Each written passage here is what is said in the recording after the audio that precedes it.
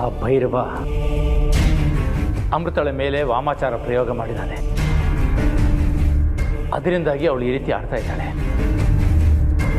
ಅದನ್ನು ಹೀಗೆ ಬಿಟ್ಟರೆ ಅದು ಅತಿರೇಕಕ್ಕೆ ಹೋಗುತ್ತೆ.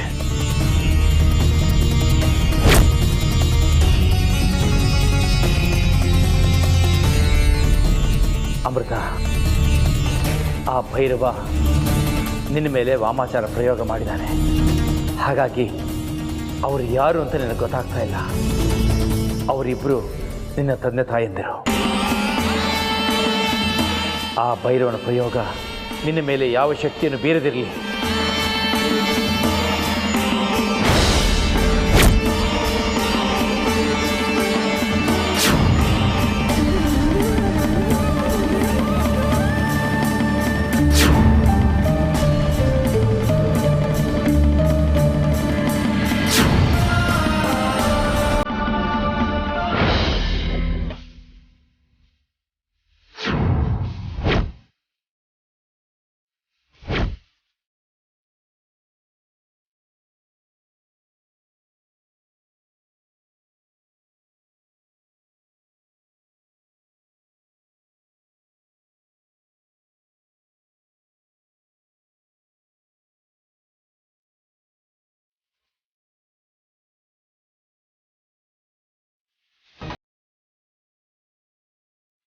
ಅಪ್ಪ,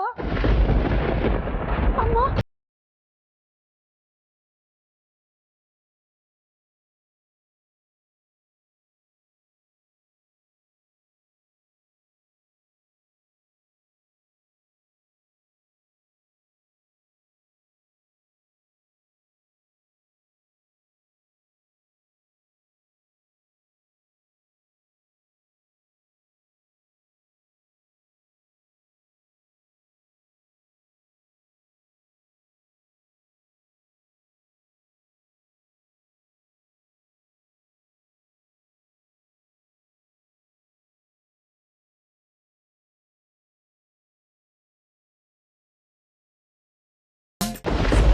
ಶಾಸ್ತ್ರಿ, ನನ್ನ ಎಲ್ಲ ಕಾರ್ಯಗಳಿಗೂ ನೀನು ಅಡ್ಡ ಬರ್ತಾ ಇದೀಯಾ? ನಾನು ನನ್ನ ಕಾರ್ಯದಲ್ಲಿ ಯಶಸ್ವಿ ಆಗಬೇಕು ಅಂದ್ರೆ ನೀನು ಜೀವಂತವಾಗಿರಬಾರದು. ಮೊದಲು ನಿನ್ನ ಸಂಹಾರ, ನಂತರ ನನ್ನ ಗುರಿ.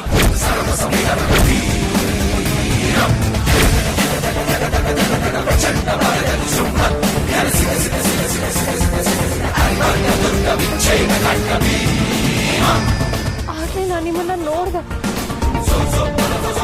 ಆದ್ರೆ ನನಗೆ ನಿಮ್ಮನ್ನ ಗುರುತಿಸೋದಕ್ಕೆ ಆಗ್ಲೇ ಇಲ್ಲ. ಏನಾಗಿತ್ತೋ ಏನೋ ನನಗೀಗ್ಲೂ ಗೊತ್ತಾಗ್ತಾ ಇಲ್ಲ. ಆ ಭೈರವ ಬಾಬಾ ತನ್ನ ವಾಮಾಚಾರದ ಪ್ರಯೋಗದಿಂದ ನಾವ್ಯಾರು ಅನ್ನೋದು ನಿನಗೆ ತಿಳಿದೇ ಇರೋವಾಗ ಮಾಡಿದ್ದಾನೆ. ಆದ್ರೆ ಶಾಸ್ತ್ರಿಗಳು ತಮ್ಮ ಪ್ರಯೋಗವನ್ನ ಮಾಡಿ ಆ ಮಾಯಾ ಜಾಲದಿಂದ ನಿನ್ನನ್ನ ಮುಕ್ತಗೊಳಿಸಿದ್ದಾರಮ್ಮ. ಅಮೃತ, ನೀನ್ ನೋಡಿ ಆಗ್ತಿರೋ ಸಂತೋಷನ ಹೇಳ್ಕೊಳಕ್ಕಾಗ್ತಿಲ್ಲ ಅಮೃತ.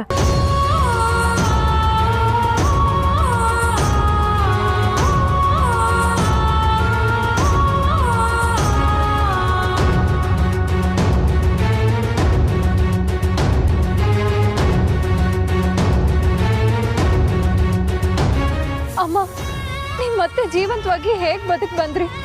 ಅದು ಒಂದು ಪವಾಡ. ಪವಾಡನಾ? ಏನದು? ಆ ಪವಾಡ ನಿನಗೂ ಗೊತ್ತು, ನನಗೂ ಗೊತ್ತಾ? ಏನದು? ಮಗಳೇ, ಆ ಪರಮೇಶ್ವರ ನನ್ನ ಭಕ್ತಿಗೆ ಮೆಚ್ಚಿ ಬೆಳಕಿನ ರೂಪದಲ್ಲಿ ಬಂದು ನಿಮ್ ತಾಯಿಗೆ ಮತ್ತೆ ಜೀವ ಕೊಟ್ಟ ಅಮ್ಮ.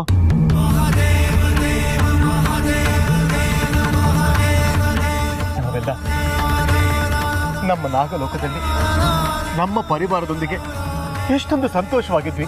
ಈ ಮಾನವರು ನಮ್ಮ ಜೀವನದಲ್ಲಿ ಪ್ರವೇಶ ಮಾಡಿ ನಾಗಮಣಿಯನ್ನ ನಮ್ಮಿಂದ ಕಿತ್ಕೊಂಡು ನಾವದನ್ನ ಮತ್ತೆ ಪಡೆಯೋದಿಕ್ಕೆ ಎಷ್ಟೆಲ್ಲ ಕಷ್ಟಗಳನ್ನ ಅನುಭವಿಸ್ತಾ ಇದ್ದೀವಿ. ನಾಗರಾಜ, ವಿಧಿ ಮುಂದೆ ಹರಿಯು ಒಂದೇ ಹರನು ಒಂದೇ ಅನ್ನೋದು ಏನೇಳು ಲೋಕಕ್ಕೆ ಅನ್ವಯಿಸತ್ತೆ ಅನ್ನೋ ಹಾಗೆ ವಿಧಿ ನಮ್ಮ ಜೀವನದಲ್ಲೂ ಆಟ ಆಡಿರ್ಬೋದಲ್ವಾ? ಹೌದು ನಾಗರಾಣಿ, ನೀನ್ ಹೇಳ್ತಾ ಇರೋದು ಸತ್ಯನೇ. ಹೌದು, ಅಮೃತ ನಿನ್ ಮೂಲ ರೂಪದಲ್ಲಿರದೆ ಈ ತಕ್ಷಕಿ ರೂಪ ಯಾಕೆ ಪಡ್ಕೊಂಡೆ? ಅಮ್ಮ, ನಾನು ನನ್ನ ಲೋಕನ ಆಗ್ಲಿ ನಾಗಮಣಿನ ಅರಸಿ ಈ ಲೋಕಕ್ಕೆ ಬಂದೆ. ಆಗ ನನಗೆ ಅರ್ಜುನ್ ಅವ್ರ ಪರಿಚಯ ಆಯ್ತು. ಅವರೇ ನನ್ನ ಪತಿ ಆದ್ರು. ಅವ್ರನ್ನ ನಾನು, ನನ್ನನ್ನ ಅವರು ಪ್ರಾಣಕ್ಕಿಂತ ಹೆಚ್ಚಾಗಿ ಪ್ರೀತಿಸ್ತಾ ಇದ್ರು. ನಮ್ಮ ದಾಂಪತ್ಯನ ನೋಡಿದ ಅಕ್ಕಪಕ್ಕದವರು ಎಷ್ಟು ಸಂತೋಷ ಪಡ್ತಾ ಇದ್ರು ಗೊತ್ತಾ. ಅಂತ ನನ್ನ ಅರ್ಜುನ್ ಅವ್ರನ್ನ ಆ ತಕ್ಷಕ ವಂಶದ ನಾಗಿಣಿ ದೂರ ಮಾಡಿ ಅವ್ರ ಜೊತೆ ಮದುವೆ ಆಗೋದಕ್ಕೆ ನೋಡಿದ್ಲು. ಮೋಸಕ್ಕೆ ಮೋಸ ಅನ್ನೋ ಹಾಗೆ ನಾನೇ ಅವಳ ರೂಪದಲ್ಲಿ ಹೋಗಿ ಮತ್ತೆ ಅರ್ಜುನ್ ಅವ್ರನ್ನ ನಾನೇ ಮದುವೆ ಆದೆ. ಅದು ಅಲ್ಲದೆ ಅರ್ಜುನ್ ಅವ್ರಿಗೆ ನನ್ನ ಮೇಲೆ ಈಗ ಸ್ವಲ್ಪ ಕೋಪ ಇದೆ. ಆ ಕೋಪ ತಿಳಿ ಆಗೋವರೆಗೂ ನಾನು ಇದೇ ರೂಪದಲ್ಲಿ ಇರ್ಬೇಕಮ್ಮ. ನಮ್ಮ ಆಜನ್ಮ ವೈರಿ ಅವಳು. ನಾವು ನಾಗಲೋಕದಲ್ಲಿ ಇದ್ದಾಗಲೂ ಅವಳು ನಮ್ಮನ್ನ ಕಾಡ್ತಾ ಇದ್ಲು. ಇಲ್ಲೂ ನಿನ್ನನ್ನು ಕಾಡ್ತಿದ್ದಾಳೆ. ಅವಳ ಸಂಹಾರ ಆಗೋವರೆಗೂ ನಮ್ಗೆ ಉಳುಗಾಲ ಇಲ್ಲ, ನೆಮ್ಮದಿ ಇಲ್ಲ. ಈಗ ಆ ಊರ್ಮಿಳ ಆ ಶಾಸ್ತ್ರಿಗಳ ದಿಗ್ಬಂಧನದಿಂದ ತಪ್ಪಿಸ್ಕೊಂಡಿದ್ದಾಳೆ. ಆ ವಿಚಾರ ನಮಗೆ ಗೊತ್ತಾಯ್ತಮ್ಮ. ಹೇಗೆ? ಇಲ್ಲಿಗೆ ಬರೋಕ್ ಮುಂಚೆ ನಾವು ಶಾಸ್ತ್ರಿಗಳ ಆಶ್ರಮಕ್ಕೆ ಹೋಗಿ ಎಲ್ಲ ವಿಚಾರಗಳನ್ನ ವಿವರವಾಗಿ ತಿಳ್ಕೊಂಡ್ಬಂದ್ವಿ. ಆ ದುಷ್ಟ ಭೈರವ ಆ ಉರ್ಮಿಳಾಗೆ 3 ಮಹಾನ್ ನಾಗಗಳ ಶಕ್ತಿಯನ್ನ ಧಾರೆ ಎರೆದಿದ್ದಾನೆ. ಅದಕ್ಕೆ ಅವಳ ಶಕ್ತಿ ಅಷ್ಟೊಂದು ಅಗಾಢವಾಗಿದೆ. ಅವಳನ್ನ ಮಣಿಸಿ ಸಂಹಾರ ಮಾಡಕ್ಕೆ 3 ನಾಗಗಳು ಒಟ್ಟಿಗೆ ಸೇರಬೇಕಾಗಿದೆ. ಅದಕ್ಕೆ ಅಮ್ಮ ನಾವು ನಿನ್ನ ಕರ್ಕೊಂಡು ಹೋಗೋದಿಕ್ ಬಂದ್ವಿ. ಮೊದಲು ವಿನದ ಶಾಸ್ತ್ರಿಗಳ ಆಶ್ರಮಕ್ಕೆ ಹೋಗೋಣ, ಅವ್ರ ದರ್ಶನ ಪಡೆಯೋಣ, ಮುಂದೇನ್ ಮಾಡ್ಬೇಕು ಅಂತ ಕೇಳೋಣ. ಬಾಮ್ಮ ನಡಿ.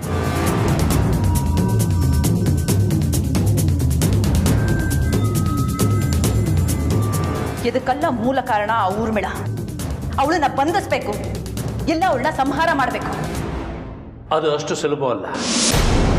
ಶಾಸ್ತ್ರಿಗಳೇ, ಶಕುನ ನುಡಿಯೋ ಶುಕಪಕ್ಷಿನೇ ಅಪಶಕುನ ನುಡಿಯೋ ಹಾಗೆ ಸುಲಭನ ಅಸಾಧ್ಯ ಅಂತ ಹೇಳ್ತಾ ಇದ್ದೀರಲ್ಲ. ಸತ್ಯ ಯಾವಾಗಲೂ ಕಹಿಯಾಗಿರುತ್ತೆ ನಾಗರಾಜ.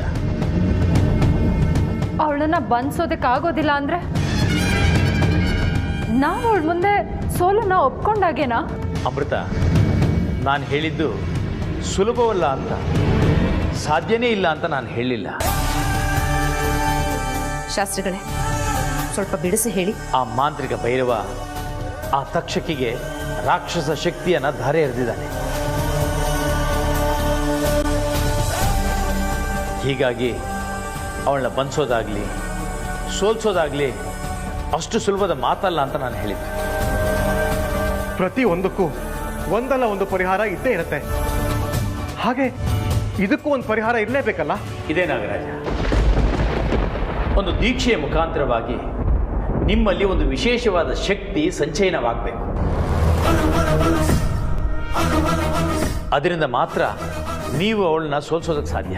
ಎಲ್ಲವನ್ನು ಬಲ್ಲವರು ನೀವು. ನೀವೇನೇ ಹೇಳಿದ್ರು ಮಾಡಿದ್ರು ಅದು ನಮ್ಮ ಒಳ್ಳೇದಕ್ಕೆ ಅನ್ನೋದು ಸತ್ಯ. ಶಾಸ್ತ್ರಿಗಳೇ, ನೀವೇನೇ ಹೇಳಿದ್ರು ಅದನ್ನ ನಾವು ಮಾಡ್ತೀವಿ. ವಿಷವೃಕ್ಷದ ಎಲೆಗಳನ್ನ ಕೊಂಬೆಗಳನ್ನ ಕತ್ತರಿಸಿ ಸುಡೋದಕ್ಕಿಂತ ಬೇರಿನ ಸಮೇತ ಸುಟ್ರೆ ಎಲ್ಲ ಸರಿ ಹೋಗುತ್ತೆ. ಯಾರ ಬಗ್ಗೆ ಹೇಳ್ತಾ ಇದೆಯಾ ಅಮೃತ ನೀನು? ಇನ್ಯಾರ ಬಗ್ಗೆ ಶಾಸ್ತ್ರಿಗಳೇ? ಆ ಭೈರವನ ಬಗ್ಗೆ. ಆದಷ್ಟು ಬೇಗ ಅವನ ಸಂಹಾರ ಆದ್ರೆ ಎಲ್ಲಾನು ಸರಿ ಹೋಗುತ್ತೆ ಅಲ್ವಾ ಶಾಸ್ತ್ರಿಗಳೇ? ಅವನ ಅಂತ್ಯಕಾಲ ಹತ್ತಿರದಲ್ಲೇ ಇದೆ. ಅವನ ಅಂತ್ಯವನ್ನ ನೀನು ಕಣ್ಣಲ್ಲಿ ನೋಡ್ತೀಯ. ಈಗ ಎಲ್ಲ ಬನ್ನಿ.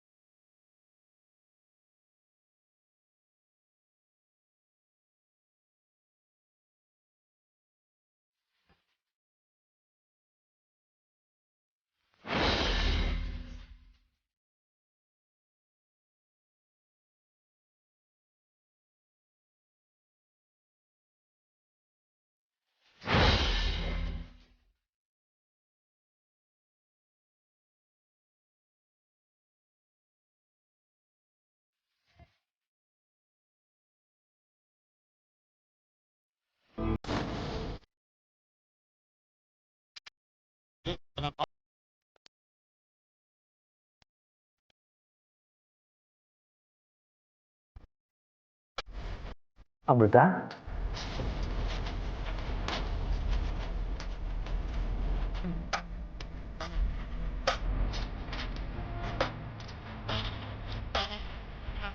ಈ ಕಂಕಣ ನಿಮಗೆ ರಕ್ಷಾ ಕವಚದಂತೆ ನಿಮ್ಮನ್ನು ಕಾಯುತ್ತೆ. ಇದರ ಬಲದಿಂದ ನೀವು ಮೂವರು ಸೇರಿ ಆ ತಕ್ಷಕಿಯನ್ನು ಸೋಲಿಸಿ ಸಂಹಾರ ಮಾಡ್ಬೋದು.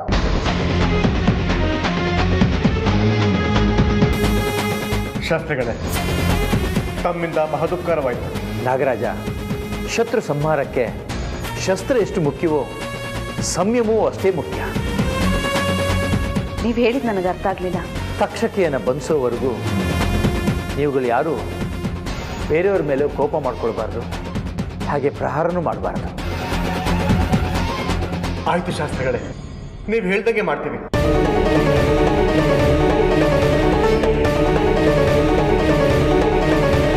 ವಿಜಯೀ ಭವ.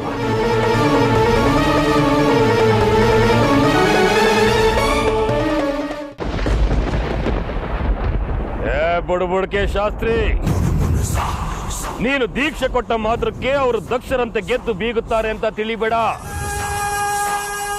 ಯಾಕೆಂದ್ರೆ ನಿನ್ನ ಪ್ರತಿ ಹೆಜ್ಜೆ ಹೆಜ್ಜೆಗೂ ಈ ಭೈರವನ ಕರಾಳ ನೆರಳು ಇರುತ್ತದೆ ಅನ್ನೋದು ಪರಮ ಸತ್ಯ.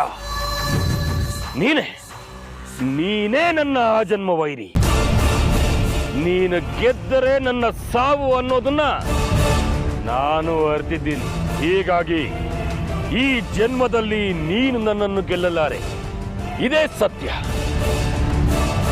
ನೀನು ಅವರಿಗೆ ಕೊಟ್ಟಿರುವ ದೀಕ್ಷೆಯನ್ನ ಹೇಗೆ ಭಂಗಗೊಳಿಸಬೇಕು ಅನ್ನೋದು ನನಗೆ ಗೊತ್ತಿದೆ. ಅದನ್ನು ಭಂಗಗೊಳಿಸಿ ನಿನ್ನ ದೀಕ್ಷೆಯನ್ನ ಹೇಗೆ ಹಾಳು ಮಾಡ್ತೀನಿ ನೋಡ್ತಾ ಇರೋ. ಜೈ ಮಹಾಕಾಲ.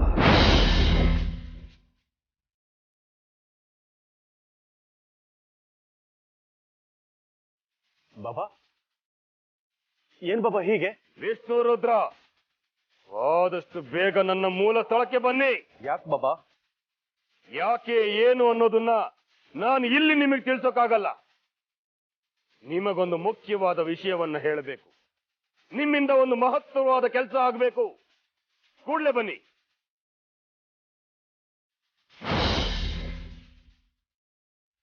ಅಣ್ಣ, ಏನಂತ ಮುಖ್ಯವಾದ ಕೆಲಸ, ಮಹಾತ್ತರ ಕಾರ್ಯ? ನನಗೂ ಗೊತ್ತಿಲ್ಲ ರುದ್ರ. ನಡಿ, ಅಲ್ಲಿಗೆ ಹೋದ್ರೆ ಏನು ಅಂತ ಗೊತ್ತಾಗುತ್ತೆ.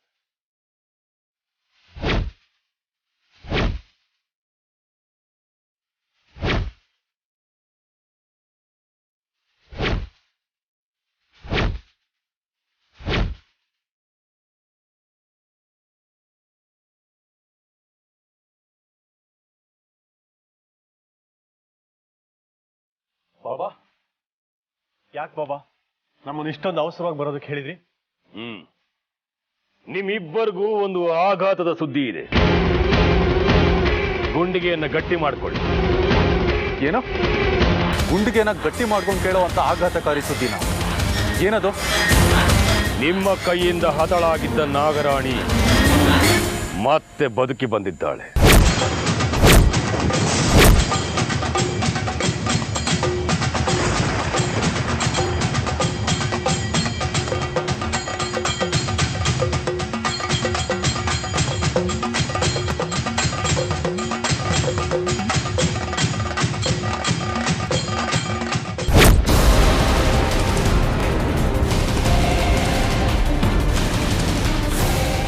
ಯಾಕೆ ಹೀಗೆ ಬೆವರ್ತಾ ಇದ್ದೀರಿ?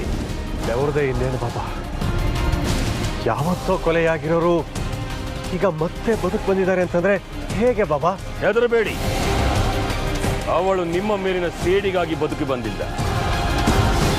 ಹಾಗೊಂದು ವೇಳೆ ಬಂದಿದ್ರೆ ನಿಮ್ಮನ್ನ ಕಾಪಾಡ್ಕೊಳ್ಳೋ ಜವಾಬ್ದಾರಿ ನಂದು. ನೀವು ನಮ್ಮ ಪಾಲಿಗಿರುವಾಗ ನಾವು ಹೆದರೋದ ಸಾಧ್ಯನೇ ಇಲ್ಲ ಬಾಬಾ. ನಾವು ಇಡೀ ವಾಸುಕಿ ವಂಶನ ನಿರ್ವಂಶ ಮಾಡಿದ್ದೀವಿ ಅಂತ ಅನ್ಕೊಂಡಿದ್ವಿ. ಆದರೆ ಅವರು ಮತ್ತೆ ಬದುಕು ಬಂದಿದ್ದಾರೆ ಅಂದ್ರೆ ಮತ್ತೊಮ್ಮೆ ಅವರ ಸಾವು ನಮ್ಮಿಂದಾನೆ ಎಂದರ್ಥ. ಆ ನಾಗರಾಜ ನಾಗರಾಣಿನ ಮುಗಿಸ್ಬಿಟ್ಟು ಬರ್ತೀವಿ ರೀ. ನಿಂತ್ಕೊಳ್ಳಿ. ನೀವು ಅವರನ್ನ ಸಾಯಿಸೋ ಅವಶ್ಯಕತೆ ಇಲ್ಲ. ಅವರ ಸಾವನ್ನ ಅವರೇ ತಂದ್ಕೋತಾರೆ. ಅದು ಹೇಗೆ ಅಂತ ಬಿಡಿಸಿ ಹೇಳಿ ಬಾಬಾ. ಆ ಶಾಸ್ತ್ರಿ ಅವ್ರಿಗೊಂದು ದೀಕ್ಷೆ ಕೊಟ್ಟಿದ್ದಾನೆ. ಆ ದೀಕ್ಷೆಯನ್ನ ನೀವು ಭಂಗಗೊಳಿಸಿದರೆ ಭಂಗಗೊಳಿಸೋದು ಹೇಗೆ? ನಾನು ಹೇಳ್ದಂಗ್ ಮಾಡಿ.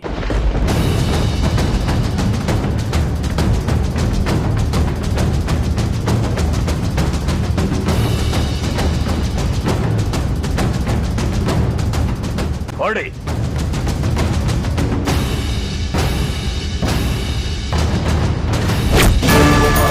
ಶಾಸ್ತ್ರಿ, ಅವರಿಬ್ಬರ ಜೊತೆ ನಿನಗೂ ಸಮಾಧಿ ಕಟ್ಟಿ ಸಂಸ್ಕಾರ ಮಾಡ್ತೀನಿ. ಸಿದ್ಧವಾಗಿರು.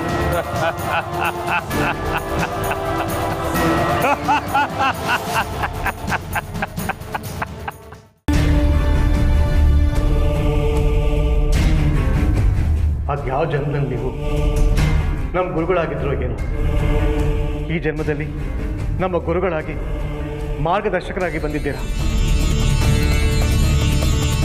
ಶಾಸ್ತ್ರಿಗಳೇ, ನಿಮ್ಮ ಈ ಉಪಕಾರನ ನಾವು ಯಾವತ್ತೂ ಮರೆಯೋದಿಲ್ಲ. ಮೂಳೆ ಮಾಂಸಗಳ ತಡಿಕೆ, ತೊಗಲಿನ ಹೊದಿಕೆ ಅನ್ನೋ ಈ ದೇಹ ಇರೋದೇ ಸತ್ಕಾರ್ಯಗಳನ್ನು ಮಾಡೋದಕ್ಕೆ. ಆಗಲಿ ಈ ಜನ್ಮ ಸಾರ್ಥಕವಾಗೋದು. ಸಜ್ಜನರ ಸಂರಕ್ಷಣೆಗೋಸ್ಕರ ಈ ದೇಹ ಸದಾ ಸಿದ್ಧವಾಗಿರಬೇಕು ಕೂಡ. ಯಾಕೆಂದರೆ ಅದು ಒಂದು ರೀತಿಯಲ್ಲಿ ದೇವರ ಸೇವೆನೇ. ನಿಮ್ಮಂಥ ಸಜ್ಜನರು ಈ ಜಗತ್ತಿನಲ್ಲಿ ಹುಟ್ಟೋದೇ ಅಪರೂಪ. ಸಜ್ಜನಿಕೆ ಅನ್ನೋದು ಪ್ರತಿಯೊಬ್ಬರಲ್ಲೂ ಇರುತ್ತೆ ತಾಯಿ. ಅದನ್ನು ಅವರವರೇ ಗುರುತಿಸ್ಕೊಂಡು ಬೆಳೆಸ್ಕೋಬೇಕು. ಇನ್ನು ತಡ ಮಾಡಬೇಡಿ.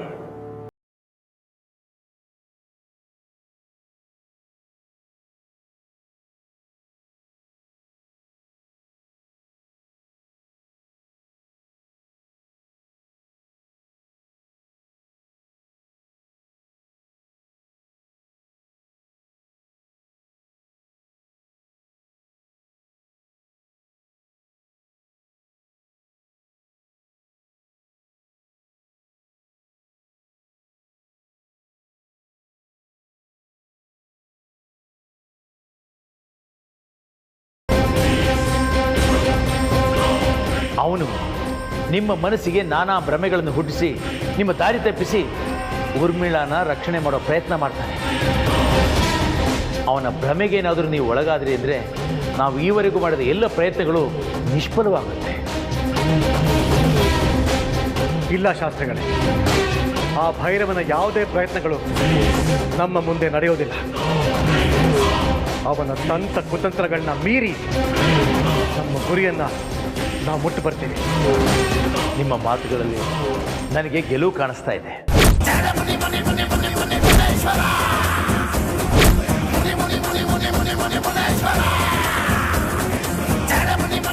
ನಿಮ್ಮ ಎಲ್ಲ ಪ್ರಯತ್ನಗಳಲ್ಲೂ ಯಾವುದೇ ವಿಘ್ನ ಬರದೆ ಜಯ ಸಿಗಲಿ ಅಂತ ಆ ಶಿವನನ್ನು ಪ್ರಾರ್ಥಿಸಿ ಆಶೀರ್ವಾದ ಪಡ್ಕೊಂಡು ಹೋಗಿ.